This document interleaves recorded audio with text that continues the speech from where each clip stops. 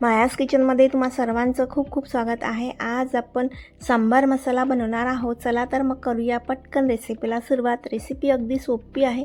एकदा जर अशा प्रकारे सांबार मसाला घरी केला ना तर मार्केटमधून सांबार मसाला विकत आणायची गरजच पडणार नाही। अगदी सोप्या पद्धतीने हा सांबार मसाला आपल्याला घरच्या घरी तयार करता येतो। तर यासाठी घेतलेला आहे मी एक पॅनमध्ये 1 वाटी धणे घेतलेले आहे।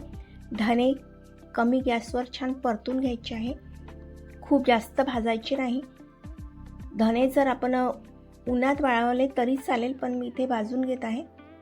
जास्त भाजले तर सांबार मसाल्याची टेस्ट थोडी कडवट वाटेल, तर खूप जास्त भाजायची नाही। तर बघू शकता हे धणे इथे गरम झालेले आहेत। आता हे एका ताटामध्ये आपण काढून घेऊ। तर त्याच पॅनमध्ये 4 चम्मच चणा डाळ घेतलेली आहे। ही सुद्धा आपण कमी गॅसवरच भाजून घ्यायची आहे।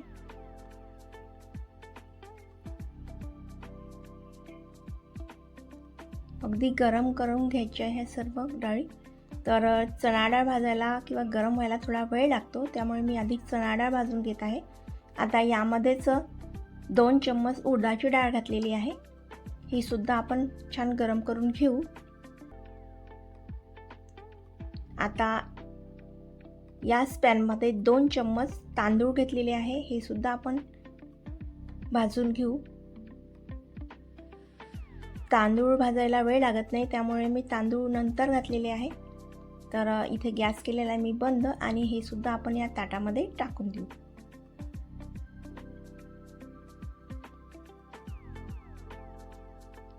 आता त्याच पॅनमध्ये 2 चम्मच मोहरी टाकलेली आहे आणि 2 चम्मच मेथी टाकलेली आहे, मेथी दाणे, आणि सोबतच अर्धा चम्मच मिरे टाकलेले आहे। हे सुद्धा आपण कमी गॅसवरच भाजून घेऊ।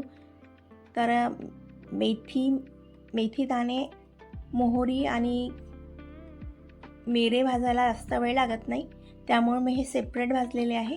जर हे डाळीमध्ये भाजले असते तर हे जळले असते, त्यामुळे आपल्याला हे सेपरेट भाजून घ्यायचे आहे। तर हे सुद्धा भाजून झालेलं आहे। आता हे काढून घेऊ। आता त्याच पॅनमध्ये कढीपत्ता भाजू। कढीपत्ता भाजायला जास्त वेळ लागत नाही, त्यामुळे मी हा सेपरेट भाजून घेते। आणि कढीपत्ता घातल्याने सांबार मसालाची टेस्ट खूप मस्त येते आणि सुगंध सुद्धा खूप छान येतो, त्यामुळे सांबार मसाल्यामध्ये आवर्जून कढीपत्ता टाका। तर बघू शकता हे सुद्धा मस्त कमी गॅसवर मस्त कुरकुरीत होईपर्यंत, जोपर्यंत या पानांचा असा कुरकुरीत आवाज येत नाही तोपर्यंत भाजून घ्यायचं आहे। तर बघा इथे हे कढीपत्त्याची पाने सुद्धा मस्त भाजल्या गेलेले आहेत। आता हे पानं सुद्धा आपण काढून घेऊ कढीपत्त्याची, आणि त्याच पॅनमध्ये 1 पळी तेल घातलेलं आहे। जे तेल आपण भाजीमध्ये घालतो तेच तेल इथे टाकलेलं आहे। आता या तेलामध्ये लाल मिरची, मी 18 ते 20 लाल मिरची घेतलेली आहे वाळलेली। आता हे लाल मिरची छान भाजून घेऊ।